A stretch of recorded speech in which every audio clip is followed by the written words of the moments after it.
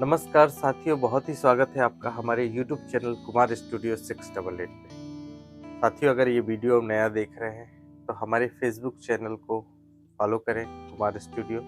साथ ही अगर ये वीडियो आप YouTube में देख रहे हैं तो हमारे YouTube चैनल कुमार स्टूडियो 688 को सब्सक्राइब करें। आज बहुत खुशी की बात है कि हमने 100 हमारे जो फर्स्ट टारगेट था 100 सब्सक्राइबर पूरे कंप्लीट कर लिए हैं। तो इसी निरंतर कड़ी में हम आगे भी प्रयास करते रहेंगे और कोशिश रहेगी कि आप हमारी मदद करें और हम आपकी मदद करें। बहरहाल, हम मध्य प्रदेश पढ़ रहे हैं और मध्य प्रदेश में हम पढ़ेंगे आज राष्ट्रीय उद्यान के बारे में। और राष्ट्रीय उद्यान में हम अगली कड़ी में जो हमारा राष्ट्रीय उद्यान चलेगा उसका नाम है फासिल राष्ट्रीय उद्यान। देखते हैं कि फासिल जीवाश्म राष्ट्रीय उद्यान कहाँ है। तो फासिल या इसको जीवाश्म राष्ट्रीय उद्यान,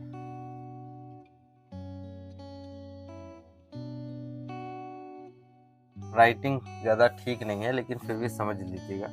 तो फासिल जीवाश्म राष्ट्रीय उद्यान, इसका एक और नाम है घुघुआ राष्ट्रीय उद्यान। ध्यान रखेंगे, इसको घुघुआ राष्ट्रीय उद्यान भी कहते हैं। घुघुआ राष्ट्रीय उद्यान, घुघुआ राष्ट्रीय उद्यान या फासिल जीवाश्म राष्ट्रीय उद्यान का अगर क्वेश्चन आएगा तो ध्यान रखना है इसका जो जिला लगता है ये किस जिले में आता है। तो ये आपको रखना है डिंडोरी।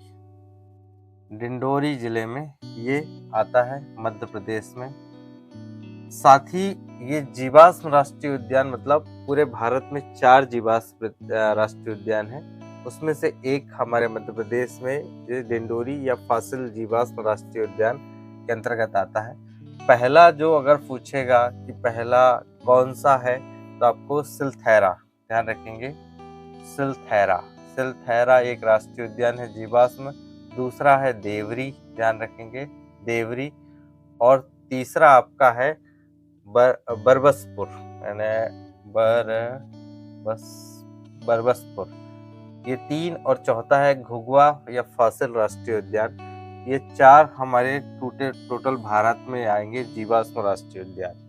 तो अगर ये यहाँ से क्वेश्चन बनेगा तो ये कौन सा नंबर का, तो ध्यान रखिए चौथा नंबर का है। पहला सिलथैरा है, दूसरा देवरी है, तीसरा बरबसपुर है और चौथा घुघुआ या फासिल राष्ट्रीय उद्यान जो डिंडोरी में है, ये हमारा चौथा नंबर का आ जाएगा।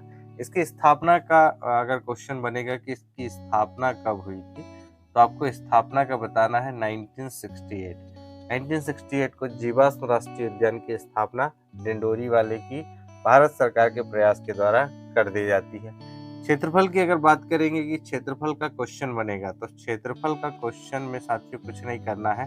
0.27 वर्ग किलोमीटर, बहुत छोटा है। 0.27 वर्ग किलोमीटर इसका टोटल क्षेत्रफल है। अगर एकड़ में बात करेंगे तो 75 एकड़ इसकी टोटल भूमि है, यानी बहुत ही कम से तात्पर्य है कि मध्य प्रदेश का सबसे छोटा जीवाश्म राष्ट्रीय उद्यान या राष्ट्रीय उद्यान पूछेगा तो आपको यही फासिल राष्ट्रीय उद्यान बताना है। अगला क्वेश्चन इसमें बन नहीं सकता है क्योंकि इतना ही क्वेश्चन है, लेकिन इसमें एक और क्वेश्चन ध्यान रखेंगे कि ये जो जीवाश्म पाए जाते हैं कितने वर्ष पुराने हैं।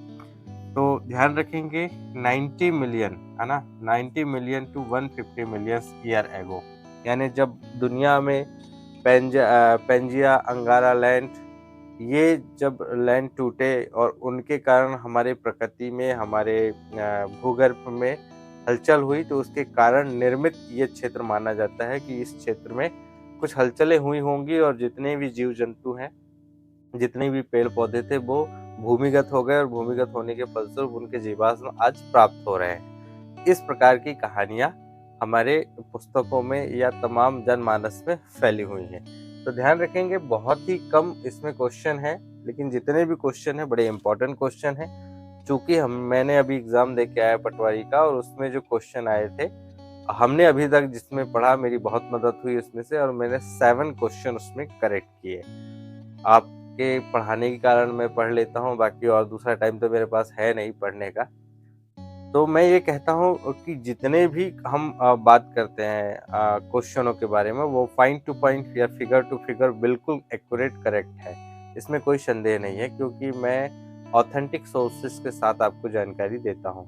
तो जितने भी सब्सक्राइबर भाई हैं, ये बिल्कुल मान के चले कि ये सोर्स जो है बिल्कुल बेहतरीन पुस्तकों में से आपको छाँट के और बताया जाता है और समझाने का प्रयास किया जाता है, इसमें नो डाउट्स है।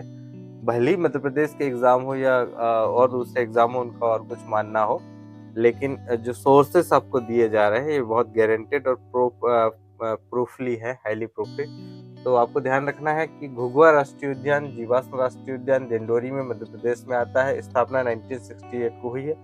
में स्थापना के बारे में कुछ गलत फहमियाँ हैं, उसमें 1983 बताया है, तो ये गलत है बिल्कुल। 1983 नहीं लगाना है, 1968 लगाना है। अगर ऑप्शन में 1968 नहीं आ रहा है, 1983 आ रहा है, तो बेशक 1983 लगा दीजिएगा, फिर आपको ज़्यादा प्रॉब्लम क्रिएट करने की ये नहीं है। तो क्षेत्रफल इसका 27.27 वर्ग किलोमीटर है। अगर एकड़ में से काउंट करेंगे तो मात्र 75 एकड़ में फिनिश्ड हो जाता है।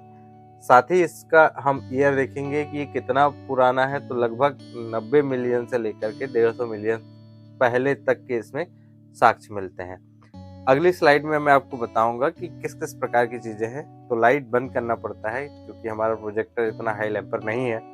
तो अब अगली स्लाइड होगी इस राष्ट्रीय उद्यान के कुछ 2-4 पिक्चरों के बारे में। तो देखिए, आप वीडियो में देख ही पा रहे होंगे, शायद स्पष्ट नज़र नहीं आ रहा हो, खेत व्यक्त है, लेकिन जितनी भी हमारे पास संसाधन है उसके अनुसार हम काम कर रहे हैं। तो आपको ये नज़र आ रहा है कि ये है फासिल राष्ट्रीय उद्यान। इसमें देखिए जीवाश्म से संबंधित है कि एक डायनासोर बना हुआ है, और यहाँ पर देखिए लिखा है घुघुआ राष्ट्रीय उद्यान, इसका गेट है। और इसी जो 75 एकड़ में ये फैला हुआ है, और इसका जो टोटल है 2.227 वर्ग किलोमीटर इसका क्षेत्र है। अगली स्लाइड देखेंगे कि अगली स्लाइड में हमें क्या नज़र आता है। तो अगली स्लाइड में आप देखिए कि यहाँ पर कुछ स्टोन्स हैं, जो शायद वीडियो इसमें ठीक तरीके से दिखे ना, लेकिन फिर भी आप देखिए कि एक व्यक्ति है जिसने ये पकड़ा हुआ है। एक लकड़ी का टुकड़ा है, वो पुराना टाइम का है, जो 90 मिलियन से पहले का है। अगला देखेंगे कि क्या है, ये लकड़ी है शायद। हाँ, ये देखिए एक पेड़ है जो ये नीचे से कटा हुआ है, ऊपर से ये ऐसा, और ये जीवाश्म के रूप में, पादप के रूप में ये ऐसा बताया गया है, स्लाइड के माध्यम से जानकारी दी गई है। अगला वीडियो देखेंगे कि ये देखिए कुछ लकड़ी के टुकड़े हैं जिनको बड़े सहेज के रखा गया है, और ये बताने की कोशिश की गई है कि हमने किस तरीके से इनको संरक्षित करने का कार्य किया। और ये बहुत पुराना है, ये अभी नया वर्तमान नहीं है। यहाँ से देखिए आप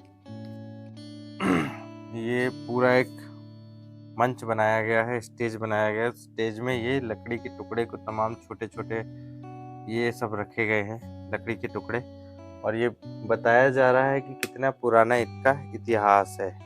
अगला देखेंगे कि क्या है इसमें।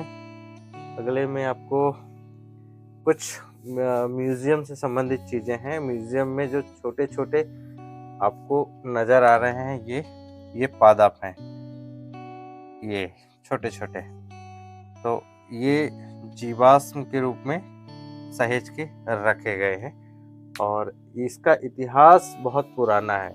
यानी कुल मिला के इसमें पत्ते, पेड़ पौधे और उसके जो तमाम जानवर थे, उन सभी की चीज़ों को इसमें रखने का, सम्मिलित करने का प्रयास किया गया। एक बार अगर ये राष्ट्रीय उद्यान आप घूमने जाएंगे तो यकीन मानिए आपको भारत इतिहास से संबंधित बहुत सारी चीज़ों को सीखने को मिलेगा।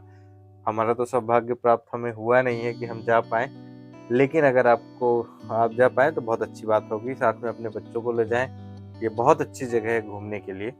और देखते हैं कि और क्या हो सकता है इसमें। फिलहाल I think it's enough for, कुछ तो है नहीं बताने के लिए। ये इसका गेट है, स्पष्ट अगर नज़र में आ नहीं रहा है नज़र, तो ये डायनासोर बना हुआ है। यानी डायनासोर मतलब जब डायनासोर थे उस समय में, तब का ये है, और इस तरीके से रहे होंगे और ऐसा कुछ रहा होगा। तो ये हमको तमाम मिलती है फासिल राष्ट्रीय उद्यान में या घुघुआ राष्ट्रीय उद्यान में। और ये ध्यान रखना है कि भारत में जीवाश्म राष्ट्रीय उद्यान ओनली 4 हैं। पहला है सिलथैरा, देवरी और बरबसपुर ये, और इसमें जिला आता है डिंडोरी, मध्य प्रदेश। स्थापना 1968 को। क्षेत्रफल और इसका यही है, ज़्यादा कुछ जानने के लिए इस राष्ट्रीय उद्यान में है नहीं।